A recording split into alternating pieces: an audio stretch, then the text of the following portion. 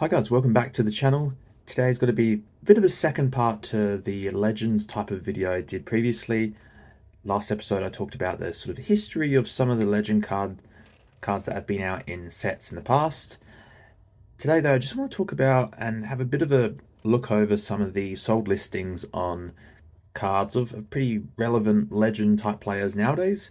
Compare sort of Legend type cards in more recent sets and compare the prices and values to more older cards. So Cristiano Ronaldo and Messi are both players that obviously still are technically playing, but when we look at cards such as this Galazzo from the latest Topps Chrome Champions League set, it is kind of a legend card because it is a flashback card to, when he previously played for Real Madrid. So, you know, Ronaldo and Messi won't be playing for too much longer, and then there's definitely a legend card attached to those guys. But I'm just interested to see what sort of prices people are paying for these type of cards compared to cards when they were actually playing for those clubs like Real Madrid and Barcelona. So obviously they still play for the national teams, and understandably so, that the prices on those cards, you can see some patches here, are going for a reasonable amount of money. But here's an example here. So well, first of all, we've got a Ronaldo Topps Japan card, low numbered out of 25 from 2021. Of course, he was still playing for Man United at this time, so that's not a legend card as such. But this is very much one, and it is from it's actually from a set I've never heard of. But hey, it's a nice looking card, but it's obviously when he was at Real Madrid. It's it's a numbered out of 15, so a low numbered card, but it sells at $46 on auction. That's a fairly decent price for a card that is really from like a no-name set from Topps, and it goes for a decent amount. And let's see if we can do a decent comparison between another card that maybe is a bit undervalued in comparison. So we get some nice Portuguese cards here, all of which, he's still playing for Portugal, so there's nothing really to compare there. We continue on. Again, we're getting some numbered variants of that Galazzo. I really am not a huge fan of the design on this Galazzo. I don't know what that is in the background, but it's not the most appealing. That numbered sort of parallel goes for, out of 199, goes for nearly $20. Not crazy amounts, but well, here's an example here. Look, we've got an Inception card. So again, from the most recent season, we've got a Real Madrid Inception card. There you can see he's obviously in that Real Madrid kit. I'm not sure how many years ago this would have been, but a decent amount of time has gone past, and you can see a pretty decent comparison. We've got another card here, pretty much sold for the same price, 34 and 35 USD. This is a PSA 10 of Ronaldo. Could argue a bit of a color match, Sapphire, when he was at Juventus. Now, for me personally, PSA 10, yeah, this is not the most rare card, but we are comparing that to just an Inception base card. Although Inception is a bit more of a higher end product, I would personally be buying this Ronaldo PSA 10 Sapphire, every day of the week ahead of this one. If I was a Ronaldo collector, I get that, if you're a Ronaldo collector, you just want to get everything. And I mean, if you already have that card, yeah, sure, why not go for this one? But I just think that moving forward, we've got to be getting loads more of these type of cards. Here's another example here. A Topps Chrome, again, a nice looking card. In the Real Madrid kit, there will be legend cards just like this moving forward in future sets for Ronaldo. So $77 paid for that one. I'm not sure how rare it is, but it's a fairly decent price tag on that one. And then if you compare that to, say, a 2017 select, when he was, playing for Real Madrid, nice card, graded as well. That was nearly the same sort of price tag. So it's an interesting one. I certainly would prefer to go for cards that are not legend type cards initially. But let's take a look at another example. So get rid of those. And let's take a look at Messi, see if there's any other similar Messi examples. So with Messi, again, he's got a Golazo from that same set. I mean, even the base sort of inserts go for a decent amount.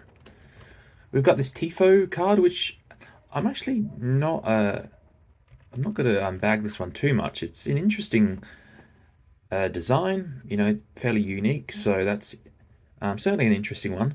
Let's see if we can find any more sort of legend cards when he was. So here we are. We've got in his Barca kit. Again, not a bad looking insert.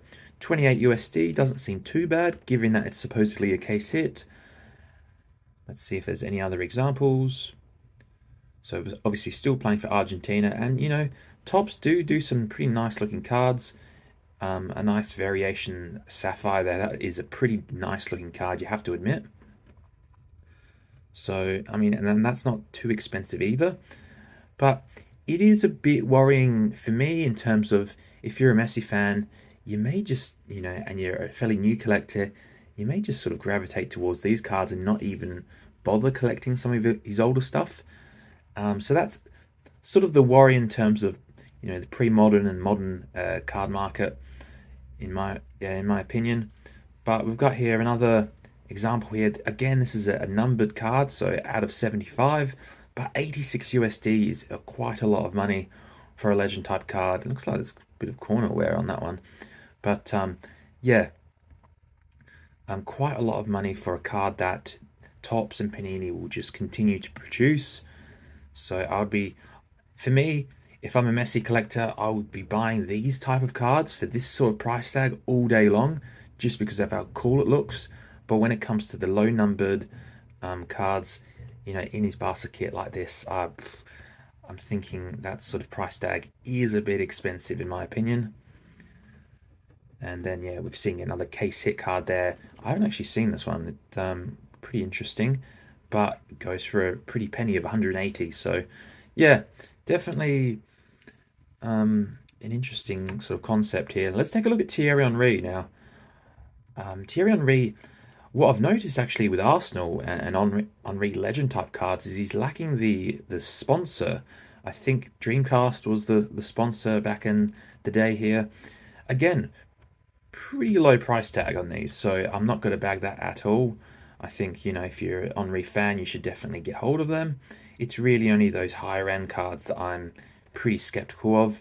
This is an example. I mean, it's a Barcelona card, so probably not as desirable compared to being an Arsenal card, but it's from that most recent set, out of 25, but it goes for 202 US dollars.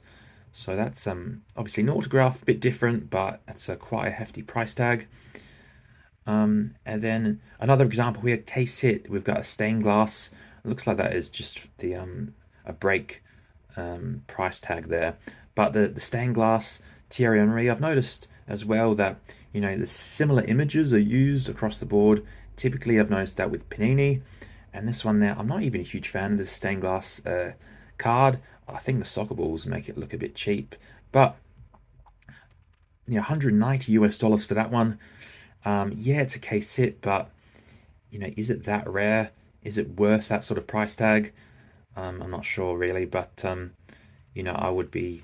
I mean, you can argue you can get a rookie in a PSA slab for the similar sort of. Oh no, that's you can get two rookies for that sort of price tag. So yeah, this is an example here that I actually picked up Thierry Henry. I'll put up a photo of that on screen. It was a buy now, but it's from Topps Premier Star 2004-05.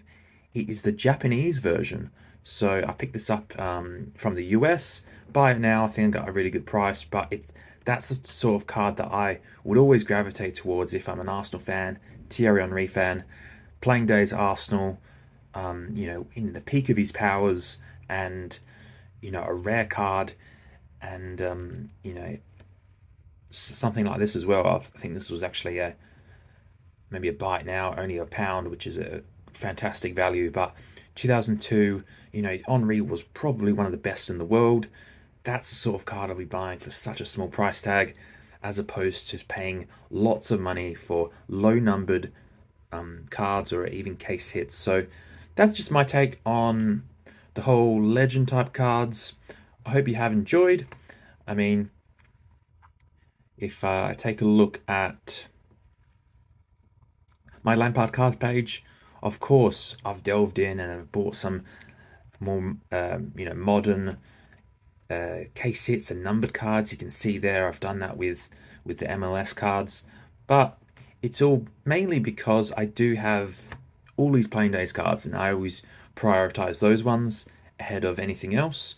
So I think it's about not overspending on legend type cards that could, particularly with Ronaldo and Messi. I think they're the prime examples whereby they're got to be literally in every single set moving forward, even after they retire, because they sell products. They're the most collectible players. So I'd be certainly skeptical of spending lots of money on those particular players.